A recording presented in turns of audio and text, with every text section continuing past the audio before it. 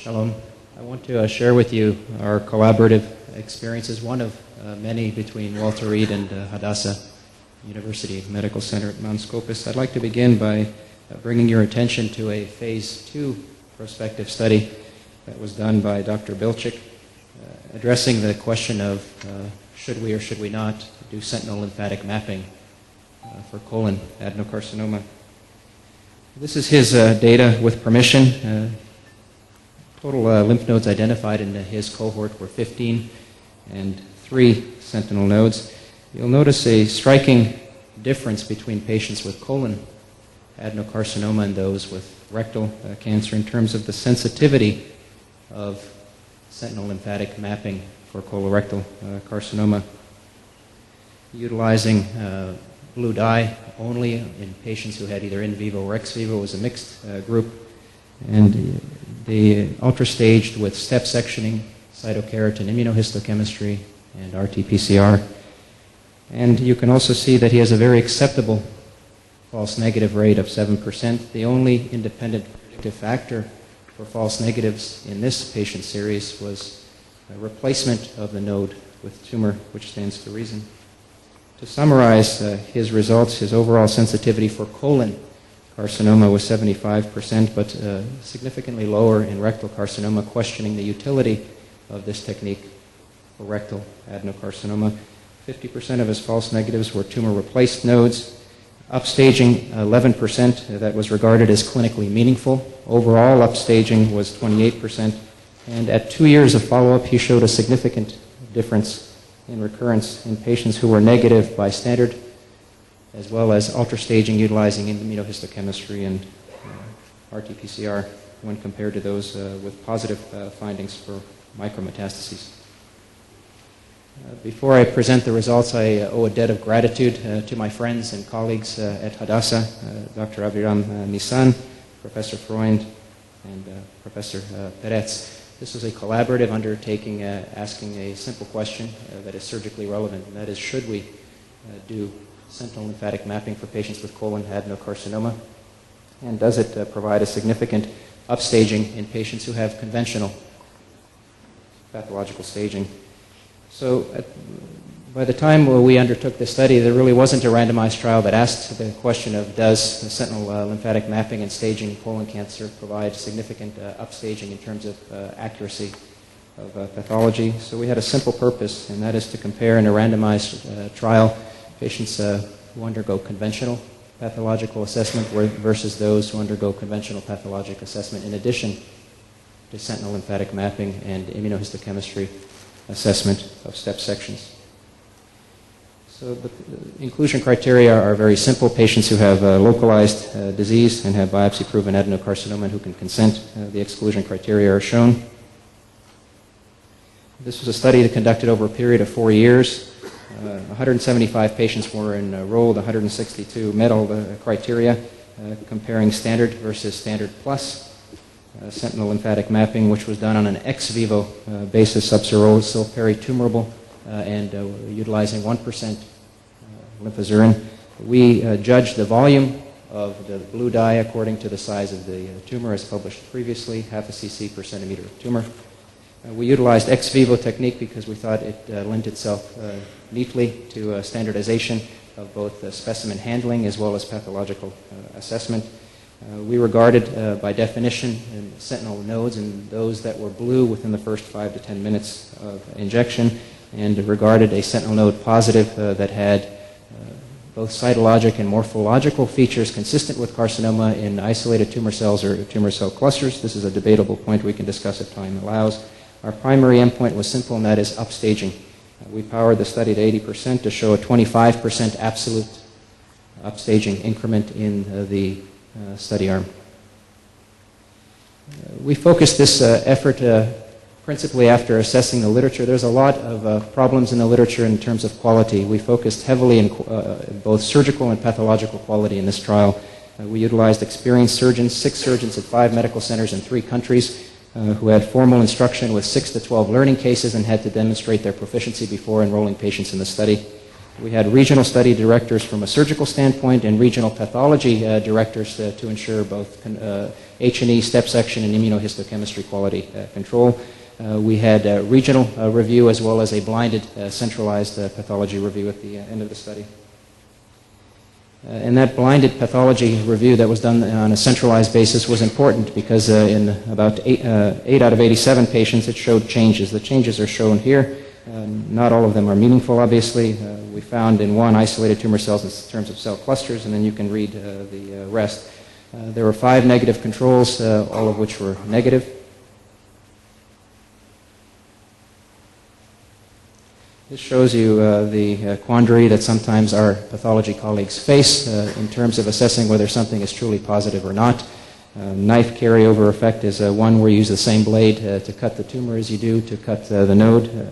There are other confounding factors, but one thing you'll see to be sure is that for nodes that contain these cells that stain, none of them have the morphological features of adenocarcinoma, which must be met in order to call it positive. This is a schematic of our trial. Patients were assessed for eligibility, enrolled 175. Ultimately, 13 were excluded for various reasons, including metastatic disease, no colon adenocarcinoma ultimately identified on final pathology, fixation failure, and failure to identify the sentinel node. So ultimately, 80 patients in the conventional arm and 82 in the sentinel node arm. Follow-up was not mandated as part of this study, as upstaging was the only outcome variable that we assessed.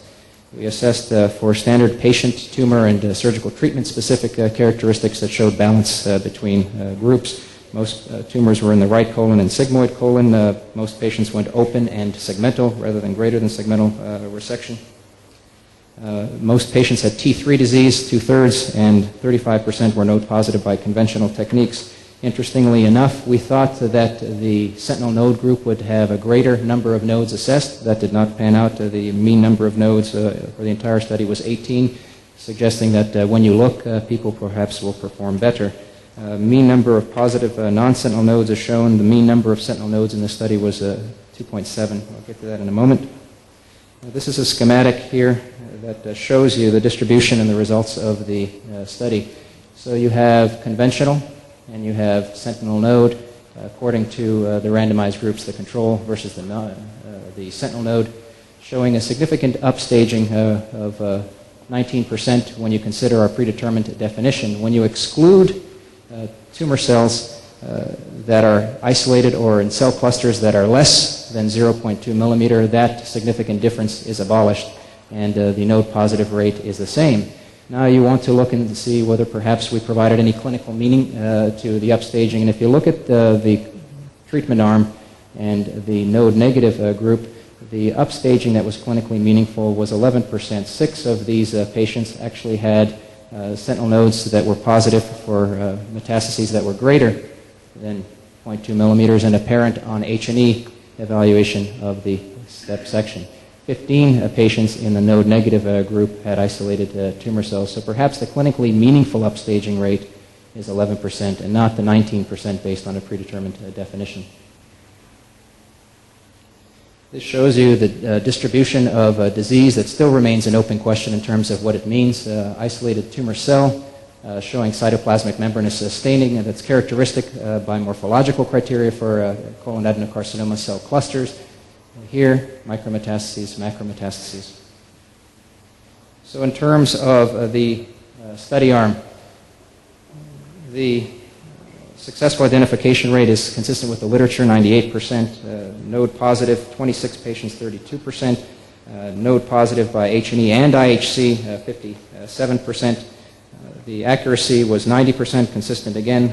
Acceptable false negative rate of 10%. Mean number of sentinel nodes was 2.7 overall. We found 2 suggestive criteria in terms of defining the issue of false negative rate in this particular realm of surgical treatment and assessment, and that is the number of sentinel nodes identified. No patient who had 4 or more nodes identified and submitted had a false negative, suggesting that perhaps the minimum threshold of harvest for this particular indication is 4 or more sentinel nodes. The other thing that was important when you compare number of sentinel nodes in the false negative to the true positive group, there was 1.4 in the false negative, sentinel nodes and 3.2 in the true positive, indicating that the number of nodes harvested is perhaps important. Now we compare what I originally showed you to what I just showed you, and the results are strikingly similar. Bilchik's phase 2 study was a prospective longitudinal assessment. Ours was a randomized trial of similar numbered patients with similar sensitivity and identical upstaging, both on a clinically meaningful basis and on a micrometastasis basis that remains an open question.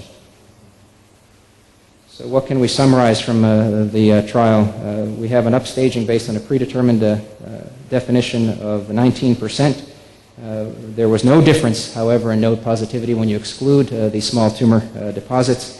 In 11% of patients in the sentinel node arm, we found clinically meaningful upstaging for patients who otherwise would have been decided to be node negative and not offered adjuvant chemotherapy, but who were offered adjuvant treatment on the basis of identified micrometastases on H&E step sections alone.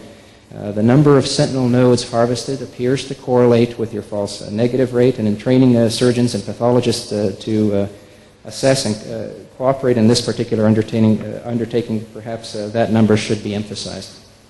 So what can we conclude? Sentinel lymph node mapping utilizing blue dye ex vivo step sectioning and immunohistochemistry identifies small volume nodal disease. This has been shown before, and improves staging accuracy over conventional pathological techniques. It may identify biologically important and prognostically relevant metastases. We don't know that conclusively.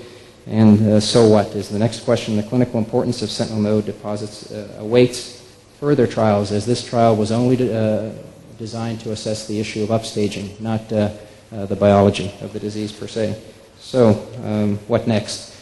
In extension of an ongoing friendship and collaboration with Hadassah, we have undertaken another United States Military Cancer Institute sponsored study assessing the question of so what, and that is what is the biology of micrometastases. So we assess sentinel nodes in the same way, stage them in the same way utilizing H&E immunohistochemistry for pancytokeratin, and then add RT-PCR, and have now added Dr. Nissan's microRNA initiative, and then follow these patients to determine if the biology of micrometastasis is decidedly different than it is for clinically apparent macrometastases that are identified by conventional staging alone. So there are three major issues for sentinel lymphatic mapping in colon and rectal carcinoma. The first one I think we've addressed, and that is, does it upstage? The second one is, so what? Is it biologically relevant for micrometastases? And the third one is a very difficult question that requires much more extensive collaboration with many groups, and that is, if you have a patient with micrometastatic disease only in the sentinel node, and then you select them for adjuvant chemotherapy, does it matter? And that third question, I think, is long in the making.